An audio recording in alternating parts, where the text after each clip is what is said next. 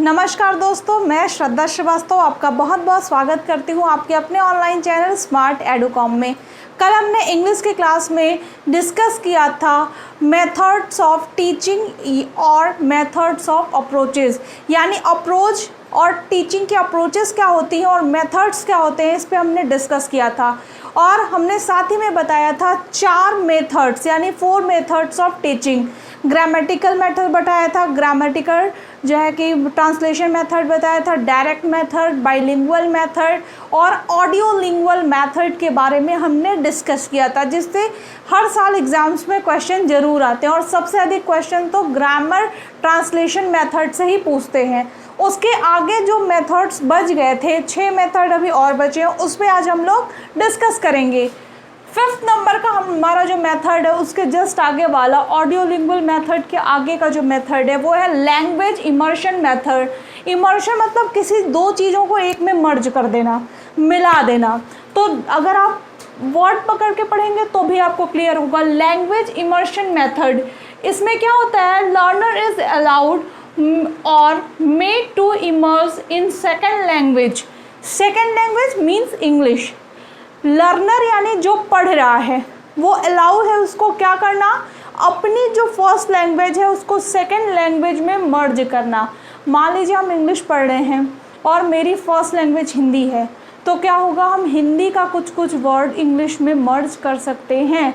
उसके बाद इसमें क्या बताया गया है, subjects and other activity of teacher only use in English, यानी लर्नर को ये अलाउ किया गया है कि वो जो अपनी फर्स्ट लैंग्वेज है वो मर्ज कर सकता है किसमें, सेकंड लैंग्वेज यानी इंग्लिश में, इस मेथड के थ्रू। लेकिन जो टीचर है उसके लिए अलाउ नहीं किया गया है। उसके लिए क्या है कि सब्जेक्ट्स और other activity only use in English, यानी अगर अदर एक्टिविटी और सब्जेक्ट में को पढ़ाना होगा उसे, तो उसके लिए उसे सिर्फ और सिर्फ इंग्लिश यूज़ करना पड़ेगा।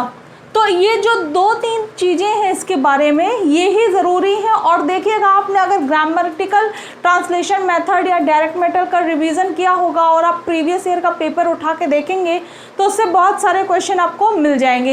इसी तरह इस मेथड से भी जिस पॉइंट से क्वेश्चन रिपीटेड पूछा है वही पॉइंट हम आपको नोट करा रहे हैं। बहुत ज़्यादा पढ़ने से अच्छा है सिस्टमेटिक पढ़ा जाए, उतना जितने से एग्ज़ाम निकल जाए। अगला हमारा मेथड है स्ट्रक्चरल अप्रोच। यहाँ तक मेथड था, इसके आगे अप्रोचेज। अप्रोच मतलब होता है दृष्टिकोण, मेथड मतलब होता है विधि। हम आपको किस विधि से पढ़ाते हैं ये हमारा मेथड है, लेकिन किसी टॉपिक को पढ़ाने का मेरा दृष्टिकोण या तरीका अलग भी हो सकता है। मान लीजिए ये अप्रोचेस बहुत सारे लोगों ने बनाया होगा, वो आपको किसी और ढंग से पढ़ाएंगे, हम आपको किसी और ढंग से पढ़ाएंगे। अप्रोच मतलब होता है दृष्टिकोण। हमारा इंग्लिश के लिए दृष्टिकोण अलग होगा, आपका अलग होगा, लेकिन इंग्लिश पढ़ाने का जो मेथड है वो कोई दुनिया में पढ़ाए, वो मेथड लिमिटेड है। बता दिए गए कि मेथड इतने ही होते हैं। ये चाहे आप जो है कि डिडक्टिव मेथड अपनाइए, इंडक्टिव मेथड अपनाइए, चाहे ग्रामेटिकल ट्रांसलेशन मेथड अपनाइए, मेथड लिमिटेड है। अप्रोचेस में क्या दृष्टिकोण है, हम कब कौन सा अप्रोच ले रहे हैं ये कोई नहीं जान सकता है।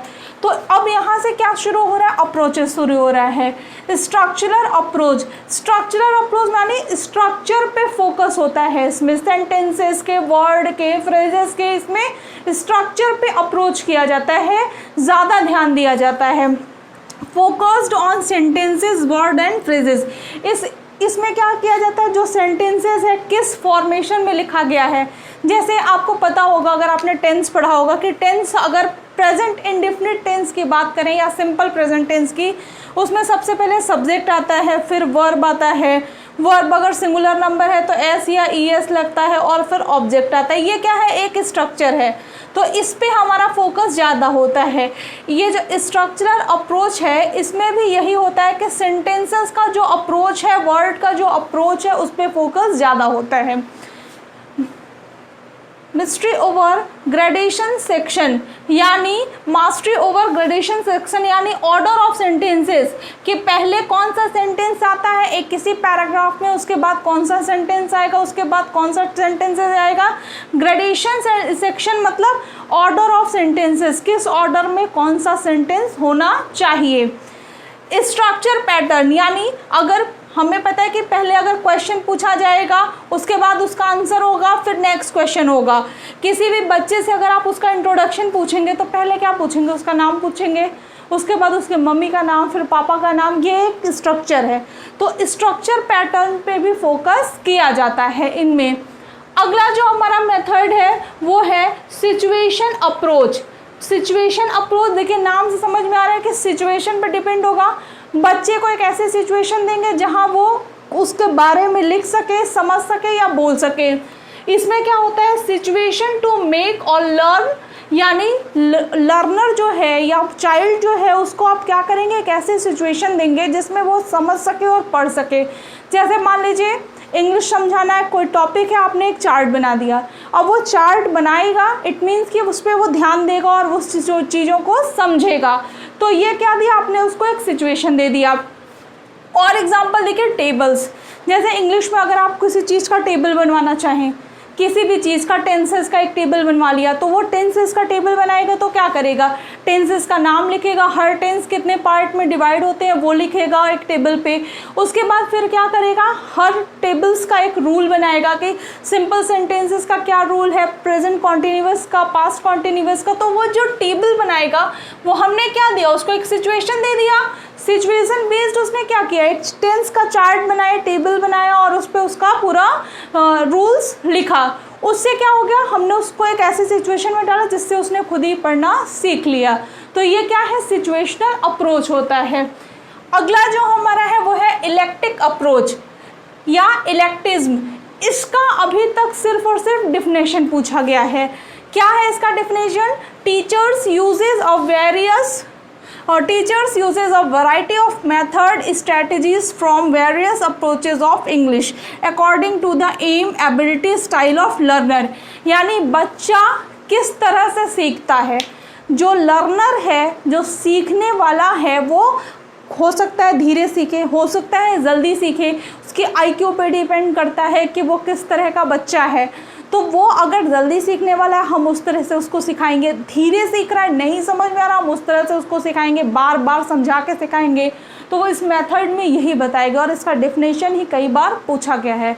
अगला जो हमारा है 9th नंबर का नेचुरल अप्रोच। इसमें क्या है, एक चीज़ इसको बार बार पूछा गया कि इस अप्रोच को किसने खोजा था, तो स्टेफन क्रिशन और टेरिकल ने इसे खोजा हुआ था। तो ये बहुत बार पूछ चुका है, तो आप ये नाम जरूर याद रखिएगा। Second language is easily learn by acquisition या इंटरेक्शन, यानी जो सेकेंड लैंग्वेज हमारी जैसे इंग्लिश है, वो क्या होता है, अगर हम किसी बच्चे से इंग्लिश में ही बात करें, इंटरेक्ट करें, तो वो समझने लगेगा। जैसे मान लीजिए हम ये पेन ऐसे पकड़े हैं और बच्चे से कहें कि पेन पकड़ो, तो क्या कहेंगे जस्ट टेक इट, कहेंगे ना, तो बच्चा समझ जाएगा कि पेन ही पकड़ना है। तो इसका ये मतलब है कि इस अप्रोच में ये बताया गया है, नेचुरल अप्रोच में, कि बच्चे से इंटरेक्ट अगर आप इंग्लिश में होंगी, सेकंड लैंग्वेज मीन्स इंग्लिश में अगर आप होंगी, तो क्या होगा, वो भी बच्चा इंग्लिश में अपने आप को ढालने लगेगा और बोलना, लिखना, पढ़ना सब सीख जाएगा। ये हमारा 9th अप्रोच था। अगला और लास्ट अप्रोच जो हमारा है वो है CLT, communicative learning approach.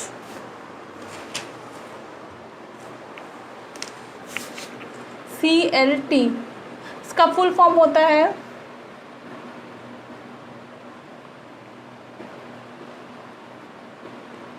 Communicative learning teaching approach. ये क्या होता है, बेस्ट अप्रोच माना गया है, बेस्ट टीचिंग अप्रोच माना गया है। इसको बेस्ट टीचिंग अप्रोच माना गया है। इसे कहा गया है student centre approach.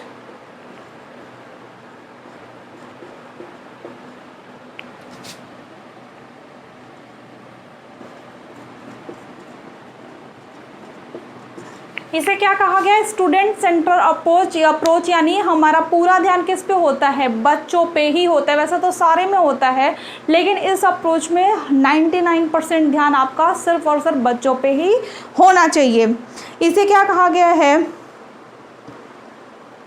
Speaking, writing और रीडिंग, स्पीकिंग, रीडिंग और राइटिंग, ये तीनों ही फॉर्म इसमें यूज़ किए जाते हैं। SRW, ये याद रखिएगा। SRW मतलब S मतलब स्पीकिंग, R मतलब रीडिंग और W मतलब राइटिंग। ये जो 3 फॉर्मेशन है, ये तीनों इसमें यूज़ किए जाते हैं और ये स्टूडेंट सेंटर अप्रोच और ये बेस्ट टीचिंग अप्रोच माना जाता है। इस पर स्पोकन पे बहुत ज़्यादा ध्यान दिया जाता है।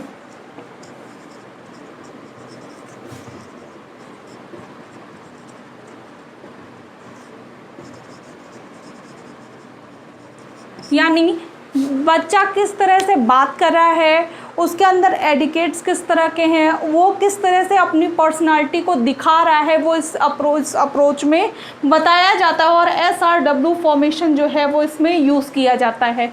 तो ये था हमारा 10 टीचिंग अप्रोचेज़ और मेथड ऑफ टीचिंग, जिसमें से 5 हमने क्या बताया है आपको, मेथड ऑफ टीचिंग, और 5 हमने क्या बताया है, टीचिंग अप्रोचेस बताया है। और इससे आप क्वेश्चन देखेंगे बहुत पूछता है, हम आपको अभी दिखा रहे हैं।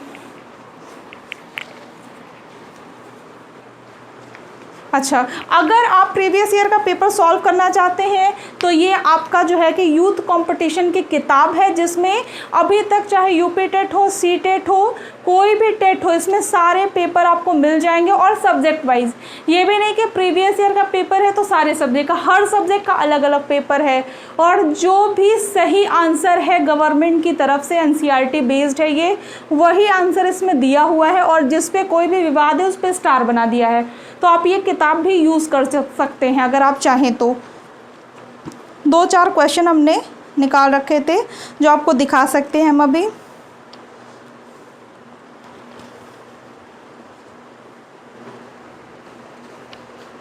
एक है, which of the following approaches और method advocates linguistic and performance. तो हमने आपको कल बताया था कम्युनिकेटिव अप्रोच, ये क्या है, इसमें क्या होता है, लैंग्वेज पे ज़्यादा ध्यान दिया जाता है। ग्रामेटिकल अप्रोचेस से भी बहुत ज़्यादा क्वेश्चन आता है। देखिए अभी अब टाइम है नहीं कि हम ढेर सारा क्वेश्चन आपको डिस्कस कर सकें।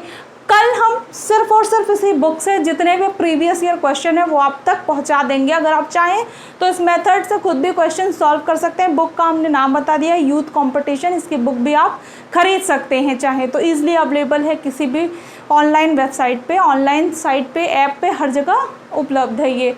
तो देखते रहिए हमारा चैनल। अगर आपका कोई सजेशन हो, कोई क्वेश्चन हो तो प्लीज़ कमेंट बॉक्स में कमेंट करें, लाइक करें, सब्सक्राइब करें और शेयर करना ना भूलें। Thank you.